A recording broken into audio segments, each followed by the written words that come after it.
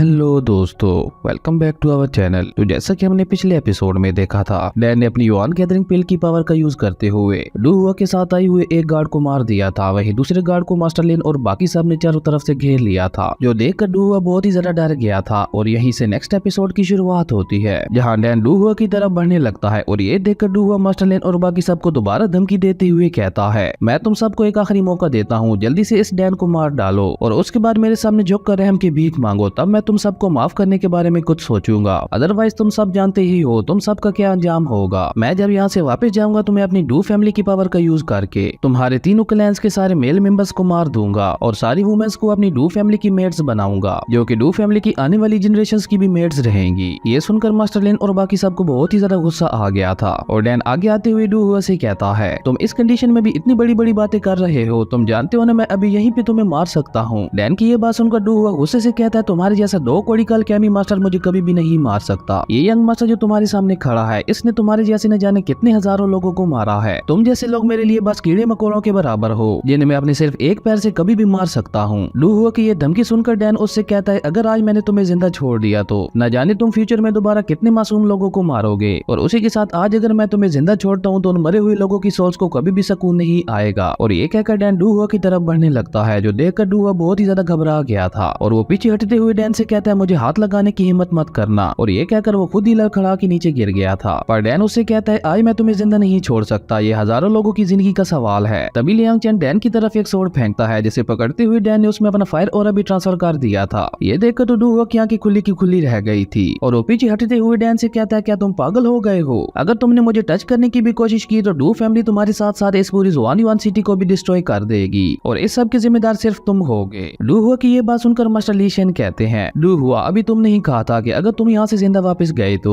तुम हमारे तीनों क्लैन के मेल मेंबर्स को मार दोगे और हमारी वुमेन्स को मेट्स बनाओगे। अगर तुम्हें जिंदा छोड़ने के बाद भी ये सब होना है तो तुम्हें जिंदा छोड़ने का सवाल ही पैदा नहीं होता। तभी मास्टर लिन डैन से कहते हैं, मास्टर डैन अगर आप इसे मारकर अपने हाथ गंदे नहीं करना चाहते तो मैं इसे आपके लिए मार देता हूँ। ये सब सुनकर डू हुआ डरते हुए कहते हैं, नहीं तुम लोग ऐसा नहीं कर सकते। तभी लिन हाउस में मौजूद बाकी फैमिलीज के दो लोग डैन को रोकते हुए उससे कहते हैं, मास्टर डैन ऐसा करने से पहले एक बार और सोच लें। जिसपे डैन गुस्से से कहता है, अभी तुम सब ने खुद ही अपने कानों से सुना था, इसने खुद माना था कि इसने अब तक हजारों मासूमों लोगों की जान ली है, तो आज मैं इसे यहाँ मारकर उन सब की सोल्स को सुकून पहुंचाने वाला हूँ। आज यहाँ पे उन मरे हुए मासूम लोगों की मौत का इंसाफ होगा। ये सुनकर तो डू हुआ बिल्कुल ही बुखला गया था और वो डैन से कहते हैं, नहीं तुम ऐसा नहीं कर सकते। पर डैन डू हुआ की सारी बातों को इग्नोर करते हुए अपनी सोर्स से उस पर अटैक करके उसे मार देता है। डू हुआ के मरने के बाद लिन ये जोर जोर से हंसने लगता है और वो खड़े होते हुए उन सब से कहता है, अब तुम्हारी इस जुआन सिटी को कोई भी नहीं बचा पाएगा। मुझे तो लगा था मैं हार गया हूँ, पर अब तो तुम सब भी मेरे साथ साथ हार गए हो, क्योंकि अब डू फैमिली तुम्हारी इस पूरी जुआन सिटी को तुम्हारे ही खून से रंग देगी। और अब क्योंकि तुम सब भी मरने वाले हो तो मेरे मरने के बाद तुम सब मुझे फॉलो करते हुए मेरे पीछे आ जाना, मैं तुम सबका वहाँ पे इंतजार करूंगा। और ये कहकर लिनी ने खुद पे ही अटैक करके खुद को खत्म कर लिया था। ये देखकर मास्टर लिन भागकर लिनी की तरफ जाते हैं और वो लिनी से कहते हैं, सन तुमने ऐसा क्यों किया? क्या तुम्हें अपने इस बूढ़े फादर का ख्याल नहीं आया? भले ही तुम मेरे रियल बेटे थे या नहीं, पर मैंने हमेशा तुम्हें अपने रियल बेटे से भी ज्यादा प्यार किया और तुम्हें बिल्कुल वैसे ही ट्रीट किया जैसे मैं अपने रियल बेटे को ट्रीट करता था। और जिस दिन मैंने लिन टियान को अपनी फैमिली से बाहर निकाला था, उसी दिन मैंने ग्रैंड एल्डर के साथ डिस्कस कर लिया था कि अगला साल शुरू होते ही मैं तुम्हें अपनी फैमिली हेड की पोजीशन सौंप दूंगा, और अगर तुमने उस वक्त मुझे धोखा नहीं दिया होता तो आज वैसे भी तुम ही लिन फैमिली की हेड होते। अपने पिता की ये बात सुनकर लिन ये ग्रैंड एल्डर की तरफ देखता है, जिसपे ग्रैंड एल्डर भी हमें अपना सर हिलाते हैं। और अब असल में लिन ये को रिग्रेट हो रहा था कि उसने ये सब क्यों किया, पर अब इस सब को कोई फायदा नहीं था क्योंकि अब लिन ये के पास टाइम नहीं बचा था। तभी लिन ये वहीं गिर के मर जाता है और इसी के साथ लिन ये का चैप्टर यहीं क्लोज होता है। और ये सीन अब थोड़ा इमोशनल हो गया था। अगले सीन में हम मास्टर लिन और बाकी सबको मेन हॉल के अंदर देखते हैं, जहां उन सब के दरमियान मीटिंग चल रही थी। तभी ग्रैंड एल्डर उन सबको बताते हैं कि किंग सिटी डू फैमिली के यंग मास्टर की मौत की वजह से हमसे बहुत ज्यादा नाराज हैं और अब मुझे डर है कि डू फैमिली ऐसे ही पीछे नहीं हटने वाली। ये सुनकर ब्लैक मास्टर गुस्से से कहते हैं, और सबसे बुरी बात तो ये है कि अब उस डू हुआ की वजह से हमें एक और जंग लड़नी पड़ेगी, जबकि डू हुआ मरना डिजर्व करता था। जिसपे मास्टर ली शेन कहते हैं, डू हुआ के साथ जो दो गार्ड्स थे वो दोनों फर्स्ट रियलम के पीक के कल्टीवेटर्स थे,